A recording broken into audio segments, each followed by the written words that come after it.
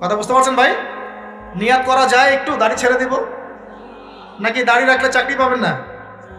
দাড়ি রাখলে মেয়ে দিবে না নাকি? তো যে মেয়ে দাড়ি রাখলে বিয়ে করতে চায় না তাকে বিয়ে করারও দরকার নাই। আর দাড়ি রাখলে যে চাকরি আপনাকে ছাড়তে হয় ওই চাকরিও করার দরকার নেই। চাকরির মধ্যে সব রিজিক আপনার মনে হয়? রিজিকের সবচেয়ে বড় অংশ আছে কিসের মধ্যে? বিজনেসের মধ্যে। যারা বিজনেস করে তাদের আন্ডারেই লক্ষ লক্ষ মানুষ চাকরি করে। বাংলাদেশে যে ইকোনমিক সিস্টেম, এই ইকোনমিক সিস্টেমের মূলে কারা জানেন? ব্যবসায়ীরা। কারা? বড় বড় ব্যবসায়ীরা। এমন অনেক ব্যবসায়ী আছেন যাদের একজনের জাকাতের টাকা দিয়ে একটা গ্রামের মানুষকে খাওয়ানো যায়। বিশ্বাস করছেন না? ইকোনমিক তো আমার সাবজেক্ট, আমরা পড়েছি এগুলো, পড়াশোনা করেন দেখেন। বিজনেস, এরপরে আছে ক্রিয়েটিভ কোনো প্রজেক্ট, এমন কোনো প্রজেক্ট যেটা এখন পর্যন্ত কেউ লঞ্চ করে নাই।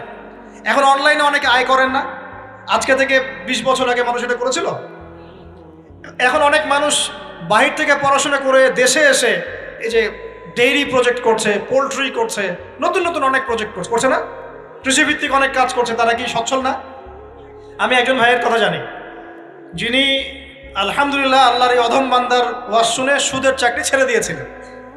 চাকরি ছেড়ে দিয়ে তিনি চায়ের বিজনেস শুরু করেন, চায়ের বিজনেস। তো ইদানিং জানলাম তিনি এখন মানুষকে টাকা ধার দেন। মাশাআল্লাহ, তিনি এখন মানুষকে টাকা ধার দেন চায়ের ব্যবসা করেই। আর আমাকে তো এখনো মানুষের কাছে হাত পাততে হচ্ছে। কথা বুঝতে পারেন নাই? আল্লাহ পাক তাকে সুদ ছেড়ে দেওয়ার জন্য সচ্ছল করে দিয়েছেন, এই ওসিলা দিয়েই তিনি সচ্ছল হয়েছেন আলহামদুলিল্লাহ। রিজিক কার হাতে? এটা বিশ্বাস করেন, রিজিক আল্লাহর হাতেই। আল্লাহ পাক চাইলে আপনাকে বেহিসাব রিজিক দিবেন ইনশাআল্লাহ। অতএব সুন্নতকে বিসর্জন দিয়ে নয়, সুন্নতে থাকেন, আল্লাহ পথ খুলে দিবেন ইনশাআল্লাহ। আল্লাহ পাক তৌফিক দান করুন। যুবক ভাইদেরকে বলছিলাম, তাহলে প্রথম কাজ আমাদের ইলম অর্জন করা, তারপরে কি ভাই? নামাজের পাবন্দ হওয়া, আর নামাজ ফরজের পাশাপাশি নফলগুলোও চর্চা করা। 3 নম্বর বলেছি রাসূলের সুন্নতের উপর একদম ইস্তেকামা, দৃঢ়ভাবে আমল করা। আর সুন্নত শিখতে হলেই তো 3 দিনের জন্য বেরিয়ে যান, 7 দিনের জন্য, 40 দিনের জন্য বেরিয়ে যান। সুন্নত শিখিয়ে আপনাকে বাসায় পাঠাই দেবে ইনশাআল্লাহ। পড়াবে না? অনেক মানুষ মনে করে যে তাদের ওখানে গেলে আমার আকীদা নষ্ট হয়ে যাবে। হ্যাঁ, তাই না? তারা বিভ্রান্ত। হ্যাঁ, নাউজুবিল্লাহ। স্বপ্নে পাওয়া ধর্ম, অনেকে টিটকারি মারে, স্বপ্নে পাওয়া ধর্ম। এইসব ব্যঙ্গের ছাতার মতো আদর্শের দিকে মুখ ফিরাবেন না। মাকবুল জামা, যেগুলো মাকবুল জামা, ক্লাসিক্যাল ইসলামের মধ্যে থাকেন, আপনি বিভ্রান্ত হবেন না। তারা আপনাকে কখনো খারাপ কাজে আদেশ করেছে? কত চোর ডাকাত মদখোর মানুষ সেখানে গিয়ে 5 ওয়াক্ত নামাজি হয়ে গেছে, সুদের ব্যবসা ছেড়ে দিয়েছে, মাদক ছেড়ে দিয়েছে, আল্লাহর ওলি হয়ে গেছে আলহামদুলিল্লাহ। তো আপনাকে তারা সুন্নত শিখিয়ে বাসায় পাঠিয়ে দিবে। এছাড়া আপনি অন্যভাবে শিখতে চলে শিখবেন, সমস্যা কি? যদি মাদ্রাসায় পড়ার তৌফিক থাকে তাহলে পড়বেন। সবাই কি মাদ্রাসায় পড়ার তৌফিক পাবে? পাবে না। নিঃসন্দেহে কিছু মানুষ তৌফিক পাবে, কিছু মানুষ হয়তো পাবে না। যারা পাবে না তারা দিন শিখবে কিভাবে? এভাবেই তো শিখবে। সুন্নতের উপর আমল করতে হবে, এটা সবচেয়ে বড় কথা। আল্লাহ পাক আমাদের সবাইকে সুন্নাহর উপর আমল করে তৌফিক দান করুন। 4 নম্বর ভাই, যৌবনকালে আমরা আমাদের সময়গুলোকে মূল্যায়ন করবো ইনশাআল্লাহ। কথা বুঝতে পারছি ভাই? সময় মূল্যায়ন কেমন? আপনার দিন রাতের একটা রুটিন থাকবে, এলোমেলো লাইফ লিড করবেন না। এই যে আমরা, আল্লাহ মাফ করুক, আমরা এখন 3টায় 2টায় 4টায় ঘুমাই, 12টা 1টা 2টায় উঠি, নাউজুবিল্লাহ। এতে করে কি আমাদের রুটিন লাইফটা ঠিক আছে? আমাদের খাওয়ার ঠিক নাই, আমাদের ঘুমের ঠিক নাই, আমাদের মানে খাবারের যে অভ্যাস, খাদ্যাভ্যাসও ঠিক নাই। আমরা একটু খেলাধুলা আগে করতাম, সেটাও এখন করি না। সারাদিন ফোন নিয়ে বসে থাকি, আর এই যে ইউটিউব ফেসবুকে বসে থাকি। গোল হয়ে বসে লুডো খেলে, গোল হয়ে কি করে? লুডো খেলে, অনলাইনে গেমস খেলে, অনলাইনে পাবজি খেলে, ফ্রি ফায়ার খেলে। আগে তো তাও ছেলে পেলে একটু ফুটবল খেলতো, ক্রিকেট খেলতো, আমরাও তো খেলেছি। ওই সময় তাও আলহামদুলিল্লাহ আমাদের ফিজিক্যাল ফিটনেস অনেক ভালো ছিল। এখন ওগুলো বাদ দিয়ে যে মানুষ পর্নোগ্রাফি দেখছে, লুডো খেলছে, পাবজি খেলছে, ফ্রি ফায়ার খেলছে, সারাদিন অনলাইনে বসে অথর্বর মধ্যে বসে আছে, এটা কি ভালো হচ্ছে? এজন্য অ্যাটলিস্ট ফজরের নামাজ পড়ে জিকির আজগার করে পড়াশোনা করে আধা ঘন্টা 1 ঘন্টা একটু খেলাধুলা করলে কি সমস্যা? একটু ফুটবল খেলেন, দৌড়াদৌড়ি করেন, জগিং করেন, একটু ব্যায়াম করেন। আল্লাহ পাক আপনাদের যৌবনে বরকত দান করুন, আমিন। এই কাজগুলো করতে হবে কিনা? ভালো না খারাপ? করেন। আর নিয়মতান্ত্রিক লাইফ লিড করবো আমরা। নিয়মতান্ত্রিক, আমার জীবন একটা রুটিন থাকবে, এই রুটিনের বাইরে যাব না। পড়াশোনার রুটিন থাকবে, খেলার বা এক্সারসাইজ রুটিন থাকবে, খাওয়া দাওয়ার রুটিন থাকবে, দাওয়ার রুটিন থাকবে, আমি আলেমুল আমাদের কাছে যাব, এই রুটিন থাকবে। একটা রুটিন লাইফ লিড করবেন, এলোমেলো জীবনযাপন করবেন না। আল্লাহ পাক আমাকে তৌফিক দান করুন, আপনাদের সবাইকে তৌফিক দান করুন। কয়টা বলেছি ভাই বলেন? 6 নাম্বার, যৌবনকালে সবচেয়ে বেশি বেঁচে থাকবো নারীর ফিতনা থেকে। কি থেকে ভাই? যৌবনকালে সবচেয়ে বেশি বেঁচে থাকবো কি থেকে? একটা হাদিস বলি, নবী সাল্লাল্লাহু আলাইহি ওয়াসাল্লাম বলেছেন, মা তারাকতু বা'দি ফিতনাতান আদাররু আলা রিজালি মিনান নিসা। আমি আমার পরে, নবীজি বলছেন, আমি আমার পরে পুরুষদের জন্য নারীদের চেয়ে ভয়ঙ্কর কোনো ফিতনা রেখে যাই নাই। কেমন ফিতনা? আপনি একটু অনেস্টলি বলেন তো দেখি, যে আমরা যারা পর্নোগ্রাফিতে টুকটাক আসক্ত বা এ ধরনের অনলাইনে বা অফলাইনে এই ধরনের হারাম সম্পর্কের সাথে আছি, মন থেকে কি আপনি ফিল করেন যে আল্লাহ আপনার সাথে আছেন? বলেন তো দেখি, অনেস্টলি বলেন।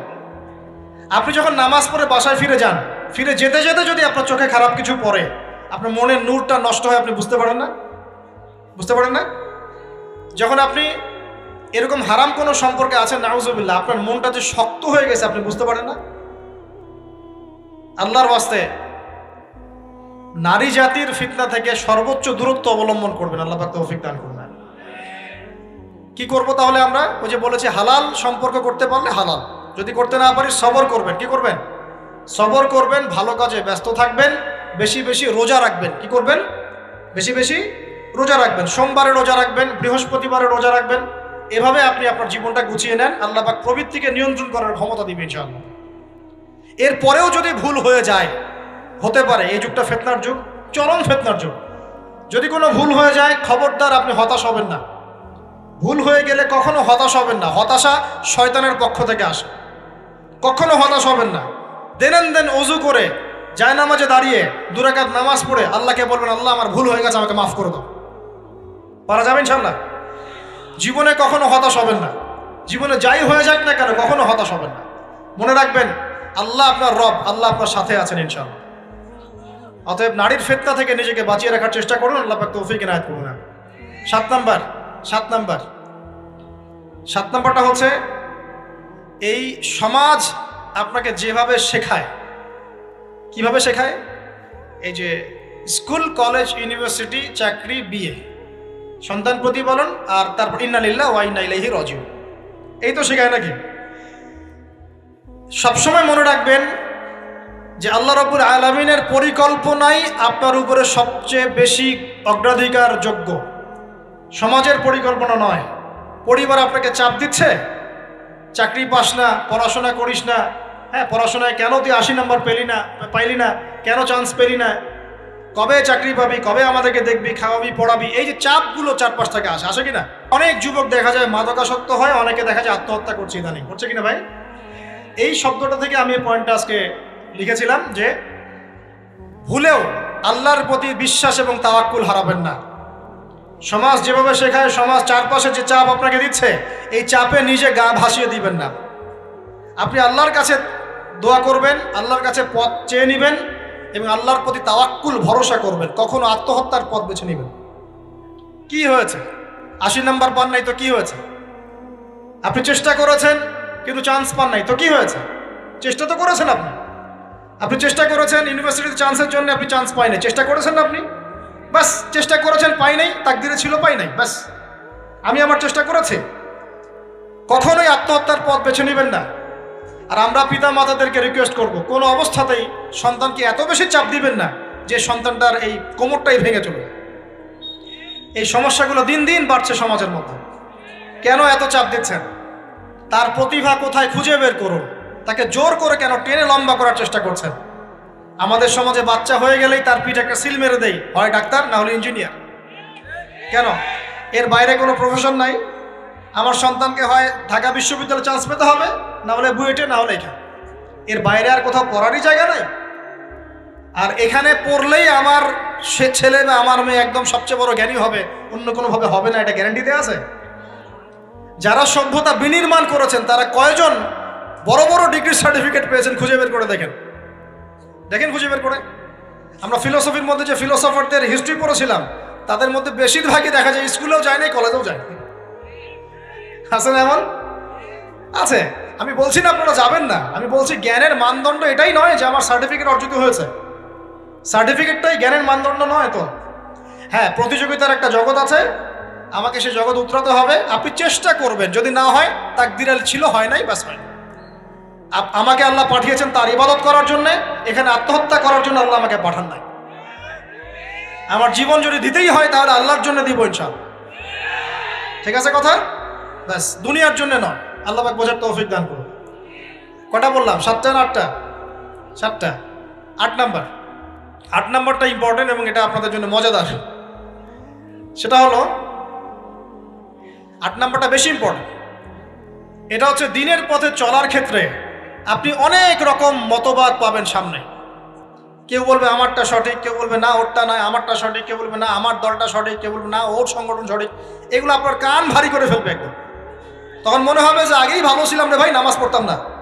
এখন নামাজ পড়া শুরু করে দেখলাম যে আরে হাতটা বাঁধবো কোথায়, এটাই তো ফিক্স করতে পারতেছি না। এখন আমার কিছু তো অভিজ্ঞতা আছে ভাই, নাকি ভাই? ওর আলোকে একটা কথা বল, সেটা হলো সমাজে কিছু ইখতিলাফি মাসআলা আছে, এই মাসআলাগুলো কানেও ঢুকাবেন না। আপনি ইবাদতের মধ্য দিয়ে আল্লাহকে পাওয়ার চেষ্টা করুন। এবং চিরায়ত একটা ইসলাম আমরা ফলো করছি না, এই ইসলামের মধ্যে এমন কিছু নাই যেটা আপনাকে জাহান্নামে নিয়ে যাবে, এমন কিছু নাই। হ্যাঁ, প্রত্যেকটা ঘরানার মধ্যে কিছু বিভ্রান্ত মানুষ থাকতে পারে, এমন কিছু মানুষ এমন আমল করছে যে আমলটা হয়তো কোরআন এবং হাদিসে নাই।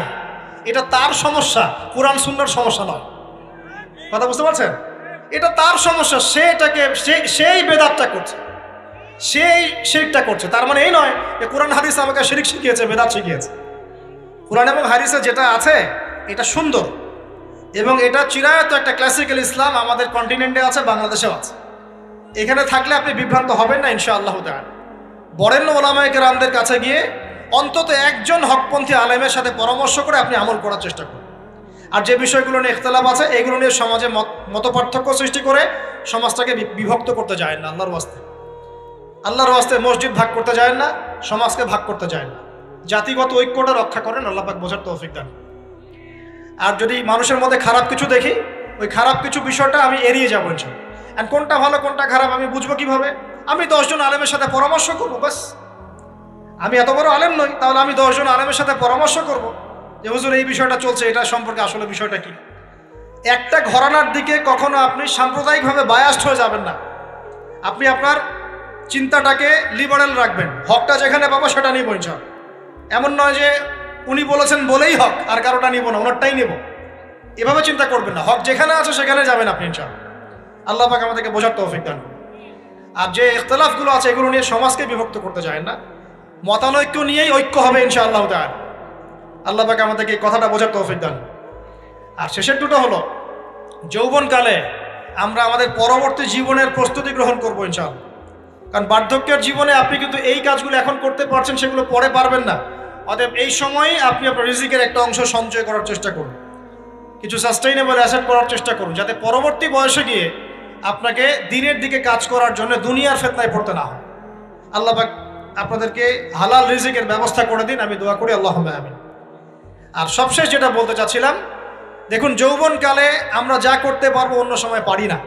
তাই এই যৌবনেই ইলম অর্জন করে আল্লাহ পাকের দ্বীনের এই দাওয়াতের মেহনত আমরা শহরে শহরে, গ্রামে গঞ্জে, জেলায় উপজেলায়, প্রত্যন্ত অঞ্চলে সমস্ত জায়গায় পৌঁছে দেবো ইনশাআল্লাহ। যৌবনকালে আমরা বেশি বেশি দাওয়াতি কাজ করার চেষ্টা করবো, আল্লাহ পাক তৌফিক দান করুন। যতটুকু জানেন, আপনি এতটুকু জানেন না যে নামাজ পড়তে হয় 5 ওয়াক্ত, তাহলে নিজে পড়েন, মানুষকে নামাজের দাওয়াত দেন। আপনি এতটুকু জানেন না যে ভাই সুদ খাওয়া হারাম, জানেন কি না ভাই? ব্যাস আপনি মানুষকে বলেন যে ভাই হালাল খাই, সুদ না খাই। আপনি এতটুকু জানেন না যে জেনা করা হারাম, বাস আপনি আপনার বন্ধুকে দাওয়াত দেন, ভাই জেনার দিকে যাইস না এবং হারাম অ্যাফেয়ার্সে যাইস না। যতটুকু জানেন অতটুকু মানুষের কাছে পৌঁছে দেন, আল্লাহ পাক তৌফিক দান। যুবক ভাইদেরকে আমি এই 10টা নসিহত করলাম আছে, এই নসিহতগুলো একটু মেনে চলেন, যৌবনটা সুন্দর হবে ইনশাআল্লাহ। এছাড়া আর অনেক নসিহত আছে, এগুলো ওই যে বইগুলোর নাম বলে দিয়েছি, আল্লামা তাকি উসমানী হুজুরের যে বইগুলো, এগুলো পড়েন ইনশাআল্লাহ, দেখবেন আরো অনেক হেদায়েত আপনি পাবেন। মোটা দাগে কথা হচ্ছে ইলম অর্জন করতে হবে। রাজি আছে কিনা ভাই? রাজি আছে কিনা বলেন? ইলম অনুযায়ী আমল বাড়িয়ে দিব। রাজি আছে কিনা? হকপন্থী ওলামায়ে কেরামের সাথে পরামর্শ করে চলবো। রাজি আছে কিনা? আমরা যৌবনকালে হালাল রিজিক অন্বেষণের চেষ্টা করব। রাজি আছে কিনা? যৌবনের সময়কে বিন্যাস করে চলবো, এলোমেলো জীবনযাপন করব না। রাজি আছে কিনা? নারীদের ফিতনা থেকে বেঁচে থাকার চেষ্টা করব। রাজি আছে কিনা? আগামী দিনের জন্য, ইসলামকে এগিয়ে নেওয়ার জন্য দাওয়াতের মেহনত করব। রাজি আছে কিনা? আচ্ছা, এখন আসেন, এগুলো আমাদের করণীয় ছিল, আমাদের যুবকরা এখন করছে কি সেটা শুনুন। আমাদের যুবকরা এখন কিশোর গ্যাং করছে। কিশোর গ্যাং কি করছে? আপনাদের পরিবারের কর্তা যারা আছেন তাদেরকে আমি একটু রিকোয়েস্ট করবো, আপনার সন্তানের দিকে খেয়াল রাখেন। আপনার সন্তানকে যত ছোট মনে করছেন, আপনার সন্তান এখন এত ছোট নয়। কিশোর বয়সে সে এমন পাপও করে ফেলেছে যা আপনি এখনো করেন নাই। কিশোর বয়সে এমন এমন পাপ করা তার শেষ যা আপনি এখনো চিন্তাও করতে পারেন না। অতএব সন্তানকে শুধু গায়ে গতরে বড় করলে হয় না। আমরা যে সন্তানকে মানুষ করার জন্য নিজের ঘাম ছেড়ে দিচ্ছি, মানুষ করার অর্থ হচ্ছে ওর আত্মাটাকে গড়ে তোলা, দেহটাকে গড়ে তোলা নয়, তার আত্মাটাকে গড়ে তুলুন। সন্তান থেকে খেয়াল রাখেন। ঢাকা শহরে কিশোর গ্যাংয়ের দৌরত্বে টেকা যাচ্ছে না। রাস্তাঘাটে ছিনতাই করছে, মাদক সেবন করছে, মানুষের সম্পদ মোবাইল ধুপ করে কেড়ে নিয়ে দৌড় দিচ্ছে, এক গ্যাং আরেক গ্যাংয়ের সাথে মারামারি করছে। এগুলো শিখছে কোত্থেকে? এগুলো শিখছে আপনার ওই যে অপসংস্কৃতি দেখে দেখে। পশ্চিম থেকে, আমাদের পার্শ্ববর্তী থেকে অনেক অপসংস্কৃতি ঢুকছে ভিতরে, ওটা দেখে দেখে দেখে দেখে শিখছে কি করতে হয় না। দুইটা গ্যাং তৈরি করছে এবং সিনেমাতে যেমন দেখানো হয় সে নিজেকে ওই রকম করে চিন্তা করা শুরু করেছে। এই কনসেপ্টগুলো মানুষ পাচ্ছে কোথায়? নাটক সিনেমা থেকে পাচ্ছে। একটা দল ক্রিয়েট করেছে, সে সেই দলের নেতা হয়েছে, আরেক দল তাকে মারতে আসছে, সে আবার তাকে মারতে যাচ্ছে। এই যে জিনিসগুলো, এগুলো নাটক সিনেমায় দেখানো হচ্ছে না এখন? যুবকরা শিখছে কোত্থেকে এগুলা? বাংলাদেশের মেয়েদেরকে একসময় শেখানো হয়েছে তুমি সুন্দর না, তুমি কি না, তাদের মনে ঢোকান তুমি সুন্দর না, আরো সুন্দর হতে চাও, আরো সুন্দর হতে চাও, এই ক্রিম মাখো সুন্দর হয়ে যাও। এই একটা কনসেপ্ট ঢুকিয়ে দিছে মাথায়, তুমি সুন্দর না, তোমাকে আরো সুন্দর হতে হবে। আল্লাহ তোমাকে যে সৌন্দর্য দিয়েছেন এটা যথেষ্ট না, অন্যরা আরো অনেক বেশি সুন্দর, তুমি সুন্দর না, এই ক্রিম মাখো সুন্দর হবে। এই করতে করতে করতে ক্রিমের ব্যবসা শুরু হলো। বাণিজ্য, সবকিছুর পিছনে কি থাকে? বাণিজ্য, আর কিচ্ছু না। তারপর শুরু হলো যে পার্লার, অমুক ক্রিম তমুক ক্রিম, অমুক সোনো, এই সেই, বাস মেয়েরা পাগল হয়ে গেল। ব্যাস নতুন নতুন আমরা আমাদের সংস্কৃতি ধারণ করে যে কাপড় চোপড়গুলো পরি, কিছু মানুষ শেখালো এর চেয়ে এই ফ্যাশনটা ভালো, এটা পরো। ব্যাস ঈদে ঈদে নতুন নতুন ফ্যাশন আসা শুরু করবো। আরে পাঞ্জাবি পায়জামা পরা তো আমাদের বাপদাদাদের সুন্নত, এটা বাঙালিদেরই সুন্নত। সব বাদ দিয়ে এখন আমরা কি শুরু করেছি দেখেন তো। তো এগুলো কিন্তু মিডিয়া দিয়ে আপনাদেরকে ঢোকানো হয়, মিডিয়ার থ্রু দিয়ে। আমরা দেখছি এখন যুবকরা, বহু যুবক মাদকাসক্ত হয়ে যাচ্ছেন, হচ্ছেন কি না? কিসের এত হতাশা ভাই? কি হয়েছে? আপনার গার্লফ্রেন্ড আপনাকে ছেড়ে চলে গেছে? তা গেছে না হয়তো, কি হয়েছে ভাই? কি হয়েছে? গার্লফ্রেন্ড ছেড়ে চলে গেছে তো কি হয়েছে? আল্লাহ পাকের জমিনে কি মেয়ের অভাব নাকি? 40 জন নারীর দায়িত্ব একটা ছেলেকে নিতে হবে সে জামানায়, মানে মা, বোন, ফুপু, খালা, স্ত্রী, এই সব মিলে 40 জন কাঁধে উঠে যাবে। এখন ঘরে ঘরে মেয়েদের সংখ্যা বাড়ছে না? নবীজি বলেছেন শেষ জামানায় মেয়েদের সংখ্যা বাড়বে, ছেলেদের সংখ্যা কমবে। কমছে কি না ছেলেদের সংখ্যা? এখন হয়তো এভারেজ 100, 104, পরে দেখবেন আরো বেড়ে গেছে। শুধু আমেরিকার হিস্ট্রি ঘেটে দেখেন, ওখানে ছেলে মেয়ের অনুপাতটা কেমন। কমছে সব জায়গাতে, আরো সামনে কমবে। তো একজন গার্লফ্রেন্ড আপনাকে ছেলে চলে গেছে, ব্যাস জীবনটা উৎসর্গ করে দিতে হবে তার জন্য? এখন কি ফেন্সিডিল, গাঁজা, ইয়াবা এগুলো সেবন করতে হবে? আপনাকে কে সৃষ্টি করেছেন ভাই? কি উদ্দেশ্যে? প্রথমে কি একটা বলেছে, কি উদ্দেশ্যে? আমাকে আল্লাহ পাঠিয়েছেন দুনিয়াতে নামাজ পড়তে, রোজা রাখতে, দিনের প্রচার করতে, দিনের জ্ঞান অর্জন করতে, এই তো। তা আমি একজন মেয়ের জন্য জীবন নষ্ট করে দিব কেন? আমি তাহলে আল্লাহর কাছে কি মুখ দেখাবো আর নবীর কাছে কি মুখ দেখাবো? ওখানে গিয়ে বলবো আল্লাহ আমি আমার অমুক প্রেমিকার জন্য আশায় হয়ে একদম জীবন দিয়ে দিয়েছি, আত্মহত্যা করেছি? গেছে ভাই, যাইতে দেন। যে ব্যক্তি আপনার অবস্থানকে মূল্যায়ন করে নাই সে আপনার যোগ্য ছিল না। এখন আপনি কি করবেন? নিজের অবস্থান উন্নত করেন, আপনার পিছনে লাইন ধরে ঘুরবে ইনশাআল্লাহ। এটাই বাস্তবতা। দুনিয়া খুব খারাপ জিনিস। মানুষ মানুষের অবস্থানকে মূল্যায়ন করে, মানুষ মানুষের অবস্থানকেই মূল্যায়ন করে, কিন্তু আল্লাহ রাব্বুল আলামিন আপনাকে সর্বাবস্থায় ভালোবাসেন। আলহামদুলিল্লাহ। এই যে আমরা এখন অনেক পাপ করছি না, আল্লাহকে আমাদেরকে আযাব দিয়ে ধ্বংস করে দিয়েছেন। আল্লাহ পাক এখনো আমাদেরকে ভালোবাসেন, রহম করেন, অপেক্ষায় আল্লাহ পাক অপেক্ষা করছেন কখন তওবা করবে, আমি তওবা কবুল করব। এই কখন আমার বান্দা খালি একবার বলে আস্তাগফিরুল্লাহ, আল্লাহ পাক সাথে সাথে মাফ করে দেবেন। আর সেই আল্লাহকে ভুলে আপনি কার পিছনে ছুটছেন? আমরা কিন্তু নিয়াত করতে পারি ভাই যে আমরা যারা ওয়াজ শুনলাম জীবনে কোনোদিন সিগারেটে হাত দিব না ইনশাআল্লাহ। রাজি আছি ভাই? অন্য বড় বড় জিনিস তো বহুত দূরের কথা। আচ্ছা, অনেকে রাজি হয় নাই কেন? আপনারা কি অলরেডি আসক্ত? আমি অনেক ভাইকে দেখেছি মাশাআল্লাহ ইফতার খুলেই একদম বেনসন টানা শুরু করে। হ্যাঁ, এটা যে হারাম আপনাদের কেউ ওয়াজ করে শোনায় নাই? এটাকে কি মনে করেন আপনারা, হারাম না হালাল? কেউ বলেছে মাকরু, নাকি মাকরু ফতোয়া দিয়েছে? মাকরুহ শব্দের অর্থ জানেন আপনি? মাকরুহ শব্দের অর্থ কি একটু শোনেন। সূরা বনী ইসরাইল খুলবেন। কোন সূরা? সূরা বনী ইসরাইল। আল্লাহ পাক বলছেন আমি বনু ইসরাইলকে এই কাজগুলো করতে নিষেধ করেছি। কোন কোন কাজ? জেনা করো না, জেনার ধার কাছে যেও না, এতিমের মাল আত্মসাৎ করো না, শিরিক করো না ইত্যাদি। যারা আলেম আছেন তারা আমার কথা বুঝবেন। এই কাজগুলোর পরে আল্লাহ পাক বলছেন যে এই প্রত্যেকটা কাজ আল্লাহর কাছে মাকরুহ, অপছন্দের। কিসের? অপছন্দ। তাহলে এটাকে আপনি সহজ মনে করছেন? নিয়াত করি আল্লাহ পাকের সন্তুষ্টির জন্য আমরা কোনোদিনও মাদকের সাথে সম্পৃক্ত হব না ইনশাআল্লাহ। আর বিশ্বাস করেন, শুধুমাত্র মাদকদ্রব্য নিয়ন্ত্রণ অধিদপ্তর এই আইন কানুন এগুলো দিয়ে জরিমানা দিয়ে মানুষকে মাদক ছাড়ানো যাচ্ছে না, যাবে না। কেন যাবে না এটা আপনারা খুব ভালো করেই জানেন, আমি বলতে চাচ্ছি না। অনেক সময় মাদক বিরোধী কনসার্ট করে মানুষ, মাদক বিরোধী কনসার্টে ওঠার আগে এক বোতল ডাইল খেয়ে আসে। এগুলো কি বাস্তব কথা বলছি না অবাস্তব কথা বলছি? আমাদের যুবক ভাইরা কোশ্চিন কালেও মাদকের ধার কাছে যাবেন না ইনশাআল্লাহ।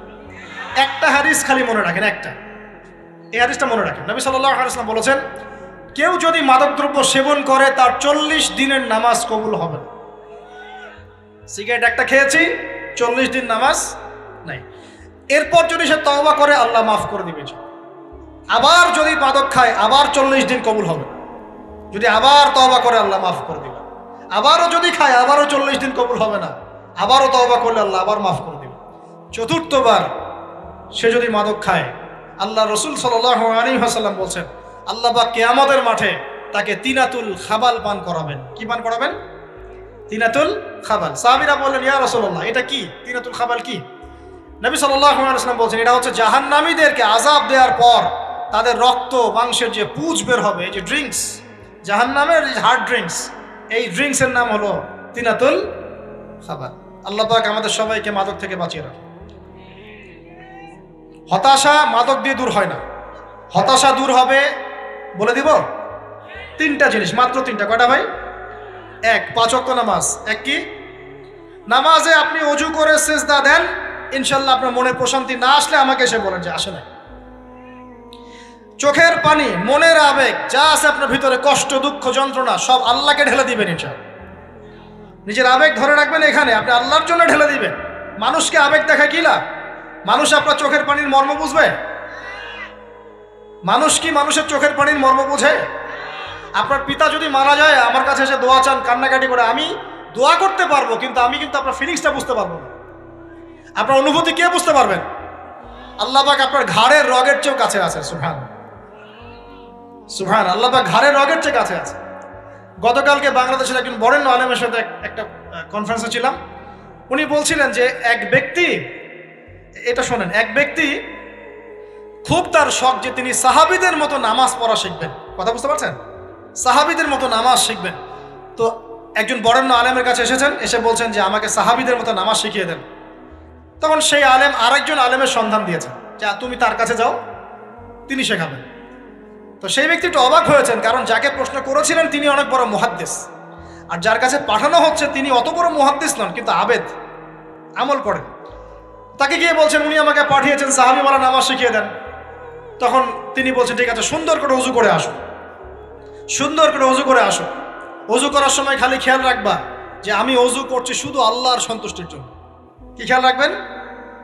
অজু করছে শুধু আল্লাহকে রাজি খুশি করার জন্য অজু করছে, আর কোনো উদ্দেশ্য নাই আমার।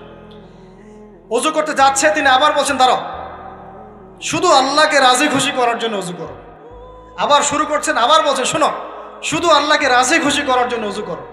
এভাবে বলতেই আছেন, নামাজে দাঁড়িয়ে আছেন, দাঁড়ানোর আগে বলছেন শোনো, শুধু আল্লাহকে রাজি খুশি করার জন্য নামাজ পড়ো। বলতেই আছেন। এক পর্যায়ে সে ব্যক্তি নামাজ শুরু করলো, নামাজে মনোযোগ এদিক ওদিকে যায়, আর তার মাথায় এটা আসে, এই শুধু আল্লাহকে রাজি খুশি করার জন্য আমাকে নামাজ পড়তে হবে, শুধু আল্লাহকে রাজি খুশি করার জন্য নামাজ পড়তে হবে। এই চিন্তা তার মনের মধ্যে ঘুরপাক খাচ্ছে। এভাবে নামাজটা সে শেষ করে চিন্তা করছে যে নামাজ তো পুরোপুরি মনোযোগ দিতে পারলাম না। বারবার মাথার মধ্যে এরকম চিন্তা আসছে, আল্লাহ আমাকে তুমি মাফ করে দাও, নামাজটা আমার মনে হলো না ঠিক মতো। তখন সে ফিরে এসে তার সে ওস্তাদকে বলছেন, আমার তো নামাজ এরকম করে পড়লাম, কিন্তু শেষমেশ মনে হলো যে নামাজটা হয়তো কবুল হয় নাই, আল্লাহর কাছে খুব মাফ চাইলাম, আল্লাহ আমাকে মাফ করে দাও, নামাজটা মনে হলো না।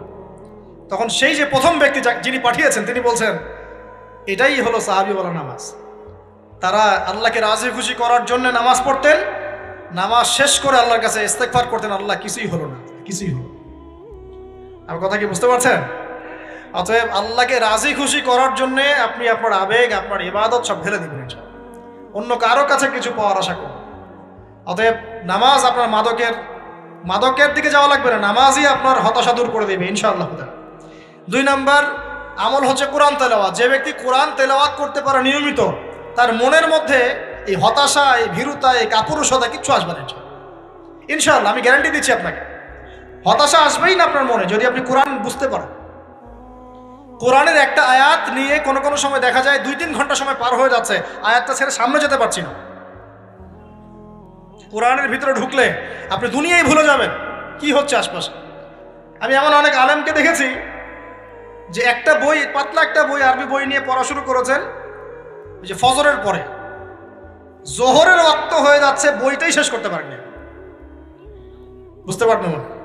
যখন আপনি ইলমের ভিতরে ঢুকে যাবেন, কোরআনের ভিতরে, হাদিসের ভিতরে, আপনার দুনিয়ার খেয়ালই নাই। একজন আলেম তিনি এক রাত্রে একটা বই লিখেছিলেন, চটি বই, এক রাত্রের মধ্যে। বলা হচ্ছে, তার সম্পর্কে বলা হচ্ছে যে রাতের খাবার তাকে দেয়া হয়েছে, যে আপনি এটা খেয়ে নেন।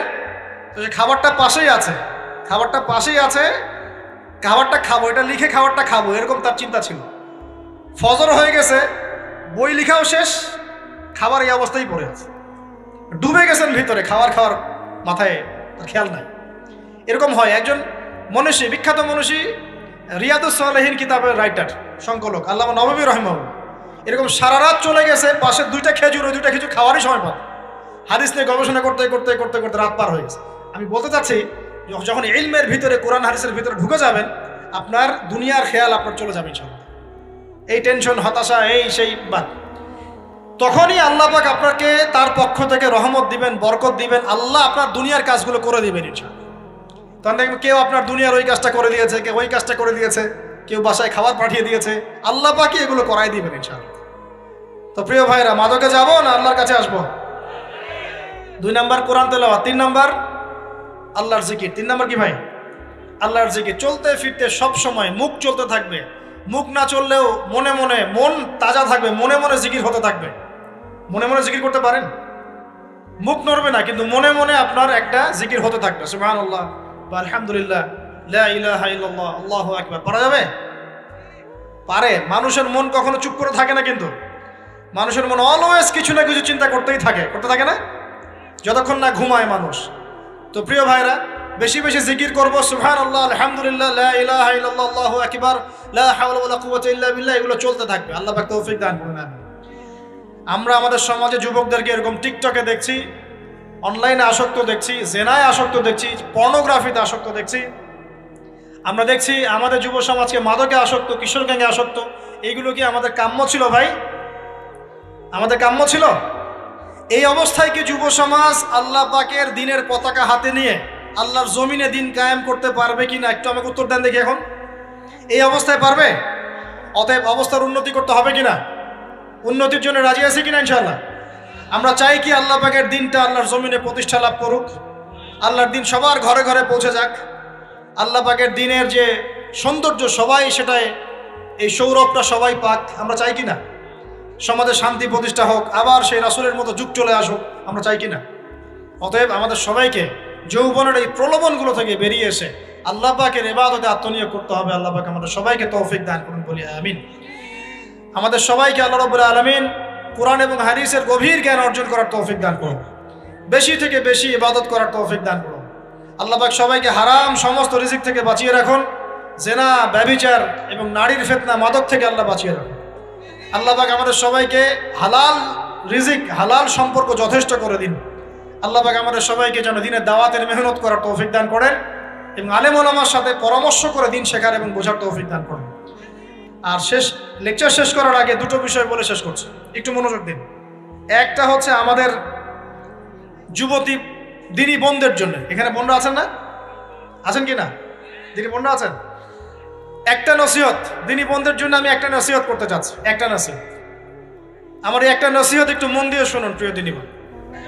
রাসূলুল্লাহ সাল্লাল্লাহু আলাইহি ওয়াসাল্লাম আমাদের দিনী বোনদের জন্য জান্নাতে যাওয়ার একটা ফর্মুলা বলে দিয়েছেন। আমি কি বলবো সেটা? আচ্ছা, রাসূলুল্লাহ সাল্লাল্লাহু আলাইহি ওয়াসাল্লাম বলেছেন আমাদের দিনী বোনেরা, আমাদের মায়েরা, এই নারী জাতি মাত্র 4টা কাজ করলে জান্নাতের যে কোনো দরজা দিয়ে ইচ্ছা প্রবেশ করতে পারবে।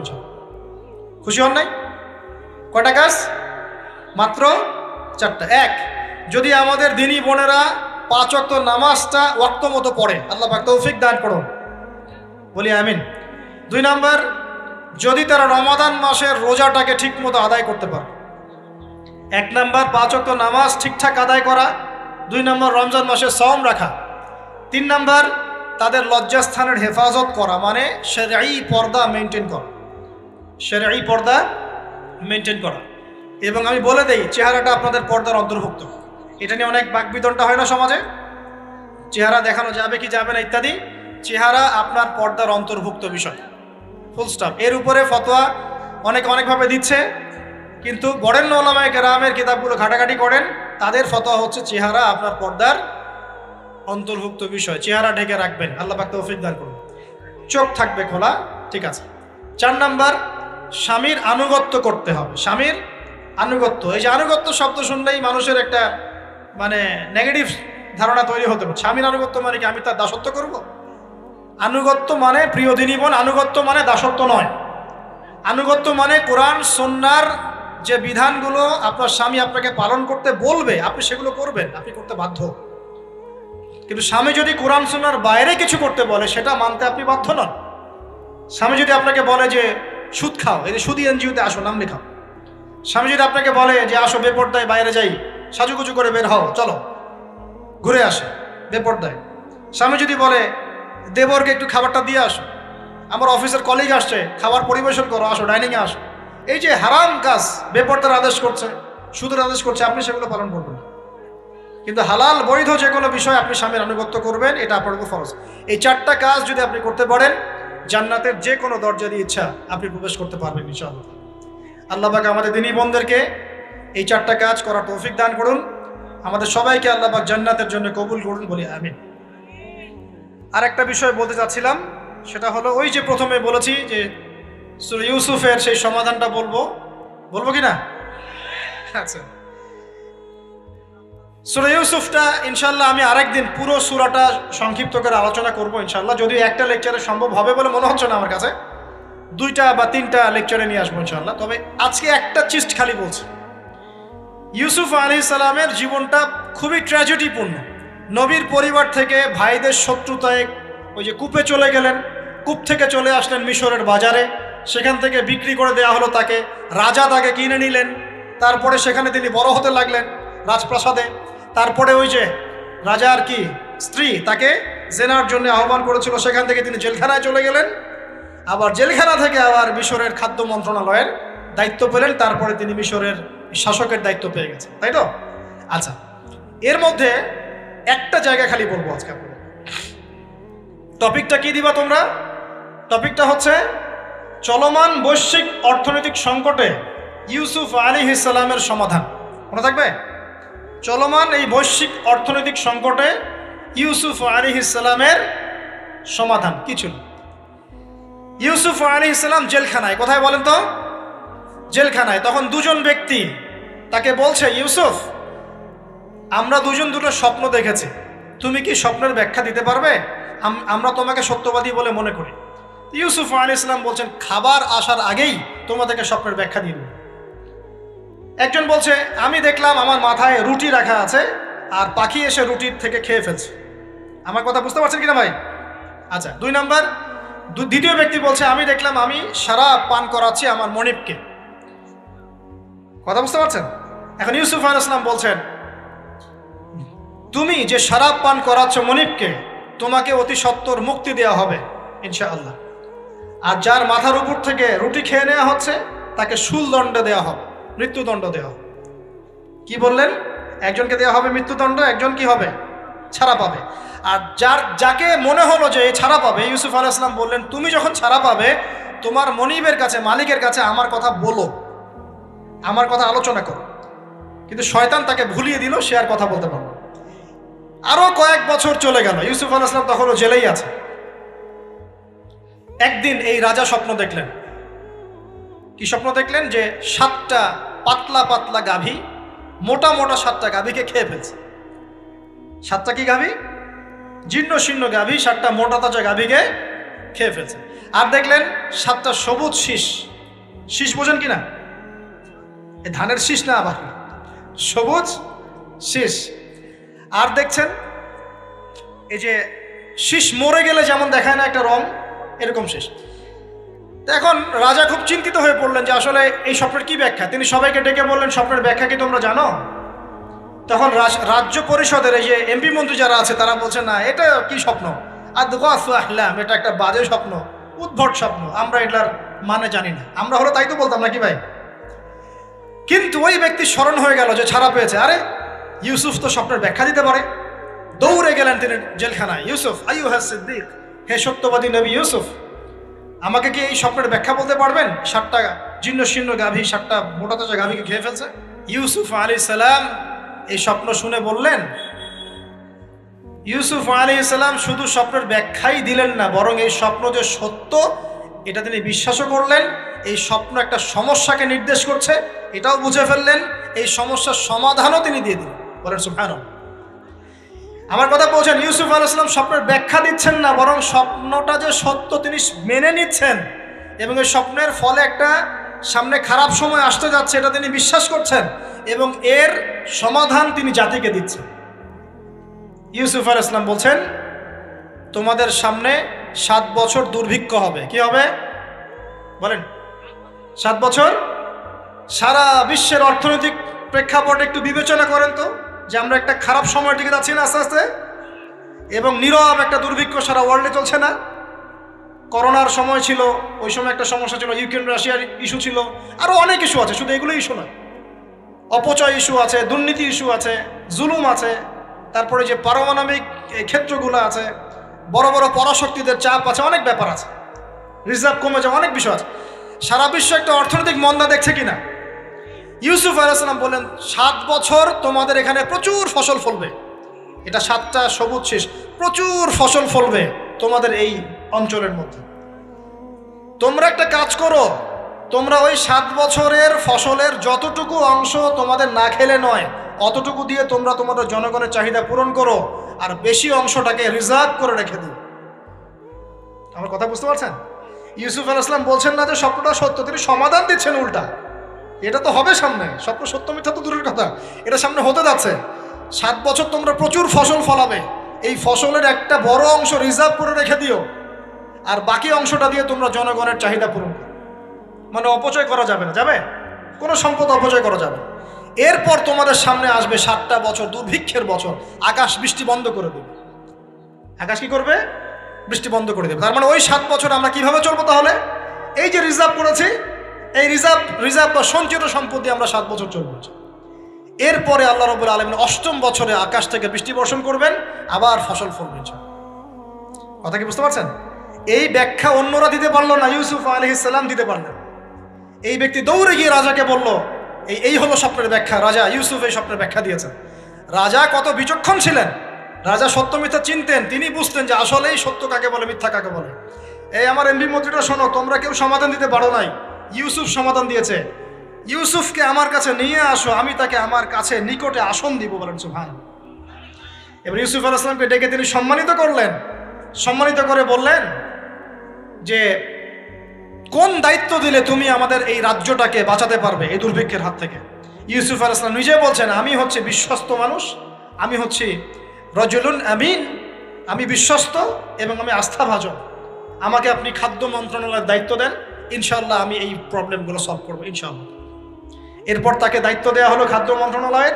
7 বছর তিনি এরকম পলিসি গ্রহণ করলেন, মিশরের লক্ষ লক্ষ মানুষ পরবর্তী 7 বছরের দুর্ভিক্ষ থেকে বেঁচে গেছে। কোরআন তো মূল্যায়ন করি না আমরা, আর কোরআনের কথা যারা বলে ওদেরকেও মূল্যায়ন করি না। এই জন্য আমরা বলছি বর্তমান চলমান অর্থনৈতিক সংকটের সবচেয়ে বড় বড় সমাধান হচ্ছে এক, ভাই জনগণ হই আর সরকার হই, কোনো সম্পদ অপচয় করা যাবে না। আমরা সম্পদ অপচয় করি না? আপনি উজু করেছেন, আপনি 1 বালতি পানিতে উজু করেছেন, ট্যাপ ছেড়েছেন, মসজিদের 1 বালতি পানি চলে গেছে, কেন পানি অপচয় করবেন? আমাদের 5টা ফ্যানের দরকার নেই বাসায়, আপনি 5টা ফ্যান চালাচ্ছেন কেন? আপনি ঘর থেকে বের হলেন, ফ্যান চলছে, কেন চলছে? ঘর মুছেছেন, ফ্যান ছেড়ে দিয়েছেন, ওই যে পাখা বাতাসে শুকাবে মাটি, কেন? এসি চালিয়েছেন, 24 ঘন্টা চালানোর কি দরকার? 2 ঘন্টা চালিয়ে বন্ধ করলে হয়। বিদ্যুতের ব্যাপার, গ্যাসের ব্যাপার, তেলের ব্যাপার, আমরা কি কম অপচয় করি মনে হচ্ছে আপনার কাছে? আমরা প্রচুর অপচয় করি। আর আমরা জনগণরা সাধু না, আমরা বেশি অপচয় করি। আমরা অপচয় করি না ভাই, প্রমাণ আপনি নিজের বাসায় পাবেন। পানির অপচয়, আপনার তেলের অপচয়, আপনার গ্যাসের অপচয়, আপনার বিদ্যুতের অপচয়, এগুলোর উপর কঠিন আইন করা দরকার। অপচয় করলে শাস্তি দিতে হবে, অপচয় করা যাবে না। অপচয় কমালে কি হবে? আমরা সম্পদ বেশি রিজার্ভ করতে পারবো। এই যুগে কি কি সম্পদ রিজার্ভ করলে আমরা সচ্ছল হতে পারবো, এই হেদায়েতগুলো আপনাকে ওই সোকল প্রোটেস্ট্যান্ট মৌলবীরা দিতে পারবে না ইনশাআল্লাহ তাআলা, কারণ তাদের কাছে ইকোনমিক্সের জ্ঞান নাই। এই যুগে যদি আমরা গ্যাস রিজার্ভ করতে পারতাম, তেল রিজার্ভ করতে পারতাম, গোল্ড রিজার্ভ করতে পারতাম, সিলভার রিজার্ভ করতে পারতাম, এবং যে কারেন্সি সারা ওয়ার্ল্ড ওয়াইড চলছে এখন, এগুলোকে রিজার্ভ করতে পারতাম, এবং জনগণের যতটুকুতে প্রয়োজন এতটুকু সাপ্লাই করে বাকিটা রিজার্ভ করে রাখতে পারতাম, আসন্ন সময়ে এটা দিয়ে আমরা বৈশ্বিক সংকট মোকাবেলা করতে পারতাম। আমার কথা রাগ করলেন? আমি কি কারো শত্রু, কোনো দলের লোক?